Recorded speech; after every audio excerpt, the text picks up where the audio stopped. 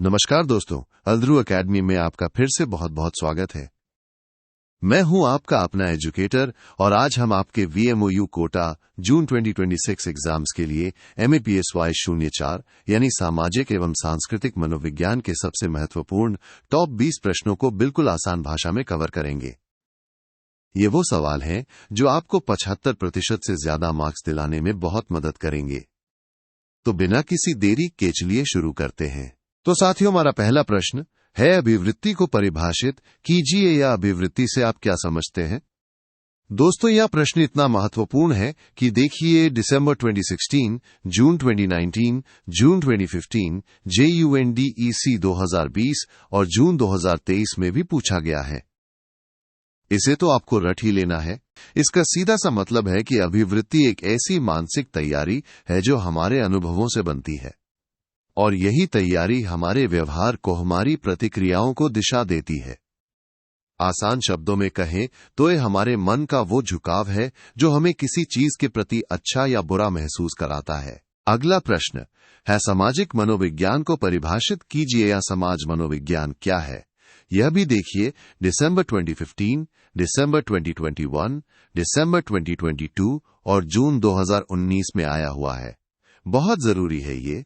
तो विद्यार्थियों, सामाजिक मनोविज्ञान एक ऐसा वैज्ञानिक अध्ययन है जो ये देखता है कि लोग सामाजिक माहौल में एक दूसरे के साथ कैसे बातचीत करते हैं, कैसे प्रतिक्रिया देते हैं और उनका व्यवहार कैसा होता है। ये हमें समाज में इंसानों के बर्ताव को समझने में मदद करता है। तीसरा प्रश्न है, अनुकरण को परिभाषित कीजिए या अनुकरण से आप क्या समझते हैं। दोस्तों, ये भी दिसंबर 2015, JUN दिसंबर 2020, दिसंबर 2022 और जून 2019 में पूछा गया है। ध्यान से समझिएगा। अनुकरण का मतलब है कॉपी करना। ये एक ऐसा व्यवहार है जिसे हम दूसरों को देखकर सीखते हैं। जब हम किसी और को कुछ करते हुए देखते हैं और फिर खुद भी वैसा ही करने लगते हैं तो उसे अनुकरण कहते हैं। जैसे बच्चे बड़ों की नकल करते हैं ना। चौथा प्रश्न है, समूह को परिभाषित कीजिए या समूह से आप क्या समझते हैं। यह भी दिसंबर 2016, दिसंबर 2021, जून 2016 और दिसंबर 2023 में आया है। बहुत ही बेसिक और इंपॉर्टेंट कॉन्सेप्ट है ये। दोस्तों, समूह का मतलब है जब दो या दो से ज्यादा लोग एक साथ आते हैं, उनके बीच कुछ सामाजिक रिश्ते होते हैं, वे आपस में बातचीत करते हैं और सबसे जरूरी बात, वे किसी एक खास लक्ष्य को पाने के लिए मिलकर काम करते हैं, जैसे आपका स्टडी ग्रुप या आपकी फैमिली। हमारा पांचवा प्रश्न है, नेतृत्व को परिभाषित कीजिए या नेतृत्व से आप क्या समझते हैं। यह भी JUNDEC 2020, दिसंबर 2022 और जून 2015 में पूछा गया है। लीडरशिप के बारे में है ये।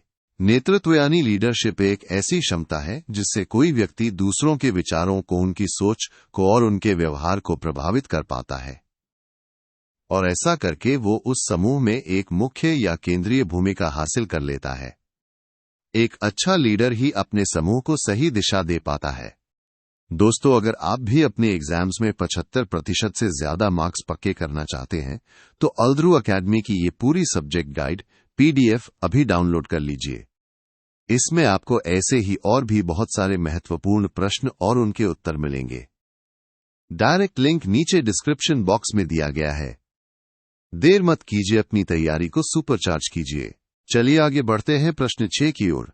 अभिवृत्ति को प्रभावित करने वाले कारकों, निर्धारकों के नाम लिखिए। ये भी दिसंबर 2019, दिसंबर 2017 और दिसंबर 2022 में आया है। बहुत ही महत्वपूर्ण है ये। तो दोस्तों, हमारी अभिवृत्ति को कई चीजें प्रभावित करती हैं। इनमें मुख्य रूप से सांस्कृतिक यानी हमारे समाज और संस्कृति का प्रभाव, मनोवैज्ञानिक यानी हमारी अपनी सोच और भावनाएं और कार्यात्मक निर्धारक यानी हमारे अनुभवों और जरूरतों का असर शामिल है। प्रश्न 7 है, सर्वप्रथम स्टीरियोटाइप, रूढ़िवादी शब्द का प्रयोग किसने और कब किया। ये भी दिसंबर 2019, दिसंबर 2017 और दिसंबर 2022 में पूछा गया है। ये एक फैक्ट बेस्ड क्वेश्चन है, इसे याद रखना है।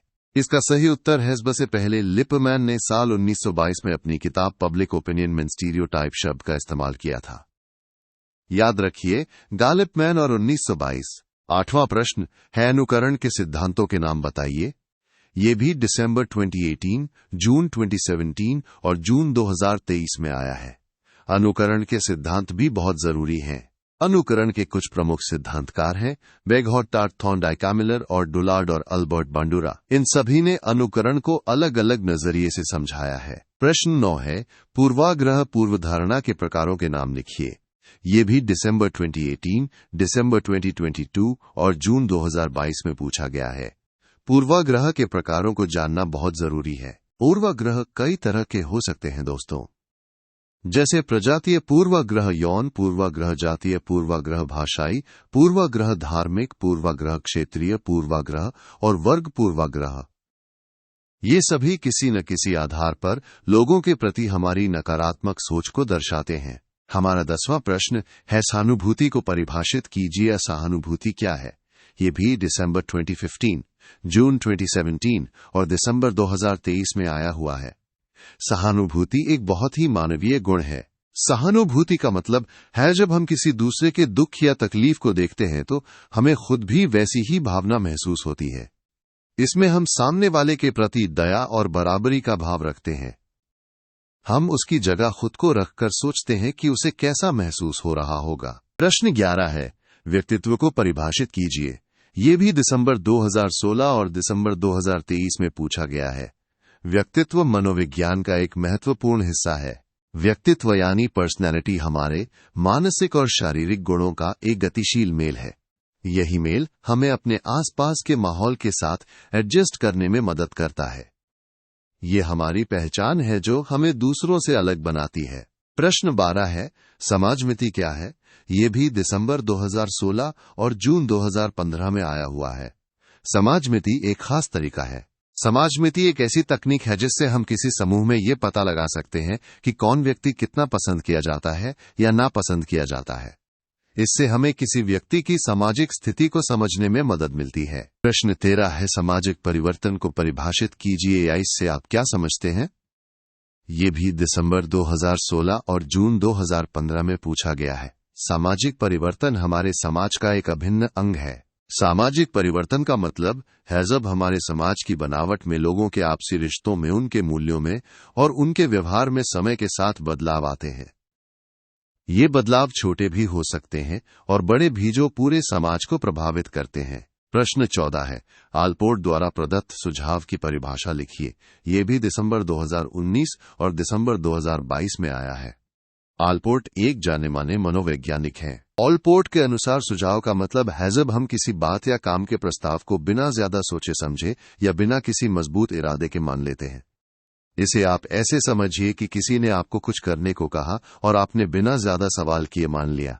प्रश्न 15 है सामाजिक सरलीकरण क्या है? ये भी दिसंबर 2017 और जून 2019 में पूछा गया है। ये एक दिलचस्प कॉन्सेप्ट है। सामाजिक सरलीकरण का मतलब है जब हम कोई काम कर रहे होते हैं और हमारे आसपास दूसरे लोग मौजूद होते हैं तो उस काम पर क्या असर पड़ता है। कभी कभी दूसरों की मौजूदगी से हमारा प्रदर्शन बेहतर हो जाता है और कभी कभी खराब भी हो सकता है। और हाँ दोस्तों, ALDHRU अकेडमी सिर्फ MAPSY 04 ही नहीं बल्कि आपके बाकी सभी सब्जेक्ट्स के लिए भी प्रीमियम गाइड्स लेकर आया है, जैसे MAPSY 08, MAPSY 02, MAPSY 03 और भी बहुत कुछ। इन सभी की डाउनलोड लिंक्स भी आपको नीचे डिस्क्रिप्शन बॉक्स में मिल जाएंगी। अपनी पूरी तैयारी के लिए इन्हें भी जरूर चेक करें। प्रश्न 16 है सर्व शिक्षा अभियान SSA की शुरुआत किस वर्ष हुई? ये भी दिसंबर 2017 और जून 2018 में आया है। ये एक महत्वपूर्ण सामान्य ज्ञान का प्रश्न है। सर्व शिक्षा अभियान जिसे हम SSA भी कहते हैं, इसकी शुरुआत साल 2001 में हुई थी। ये भारत सरकार का एक बहुत ही बड़ा और महत्वपूर्ण कार्यक्रम था जिसका उद्देश्य सभी बच्चों को शिक्षा प्रदान करना था। प्रश्न 17 है वैयक्तिक अध्ययन विधि को परिभाषित कीजिए। यह वैयक्तिक अध्ययन क्या है? ये भी दिसंबर 2015 और दिसंबर 2021 में पूछा गया है। ये रिसर्च का एक तरीका है। वैयक्तिक अध्ययन का मतलब है जब हम किसी एक व्यक्ति या किसी छोटे समूह का बहुत ही गहराई से और विस्तार से अध्ययन करते हैं। इसमें हम उनकी हर छोटी बड़ी जानकारी को इकट्ठा करके उसका विश्लेषण करते हैं ताकि उन्हें बेहतर तरीके से समझा जा सके। प्रश्न 18 है, फ्राइड द्वारा दी गई 5 मनोलैंगिक विकास की अवस्थाओं के नाम लिखिए। ये भी दिसंबर 2018 और दिसंबर 2023 में आया है। फ्राइड के सिद्धांत बहुत प्रसिद्ध हैं। सिगमंड फ्राइड ने विकास की 5 मनोलैंगिक अवस्थाएं बताई थीं। मौखिक अवस्था, गुदा अवस्था, लैंगिक अवस्था, सुप्त अवस्था और जननांग अवस्था। ये सभी अवस्थाएं व्यक्ति के विकास में महत्वपूर्ण भूमिका निभाती हैं। प्रश्न 19 है, नेतृत्व का प्रमुख लक्षण कौन सा है? ये भी दिसंबर 2018 और दिसंबर 2023 में पूछा गया है। लीडरशिप के बारे में एक और महत्वपूर्ण सवाल। नेतृत्व का सबसे जरूरी लक्षण है प्रभावशाली व्यवहार। एक अच्छा नेता अपने व्यवहार से अपने फॉलोअर्स को यानी अनुयायियों को प्रभावित करता है और उन्हें किसी लक्ष्य की ओर प्रेरित करता है। और अब हमारा आखिरी प्रश्न 20, सहानुभूति के प्रकारों के नाम लिखिए। ये भी JUNDEC 2020 और दिसंबर 2021 में आया है। सहानुभूति के प्रकारों को भी जानना जरूरी है। सहानुभूति के मुख्य प्रकारों में सक्रिय सहानुभूति, निष्क्रिय सहानुभूति, वैयक्तिक सहानुभूति और सामूहिक सहानुभूति शामिल हैं। हर प्रकार में सहानुभूति को अलग अलग तरीके से व्यक्त किया जाता है। तो दोस्तों, ये थे आपके MAPSY 04 के टॉप 20 सबसे महत्वपूर्ण प्रश्न। मुझे पूरी उम्मीद है कि ये वीडियो आपकी तैयारी में बहुत मदद करेगा। इन सभी प्रश्नों को अच्छे से दोहरा लीजिएगा। अगर वीडियो पसंद आया हो तो इसे लाइक करना, अपने दोस्तों के साथ शेयर करना और आल्द्रो एकेडमी को सब्सक्राइब करना बिल्कुल मत भूलिएगा। और हाँ, डिस्क्रिप्शन बॉक्स में दिए गए लिंक्स को भी जरूर चेक कीजिएगा। याद रखिए, मेहनत का फल सफलता है। Best of luck for your exams.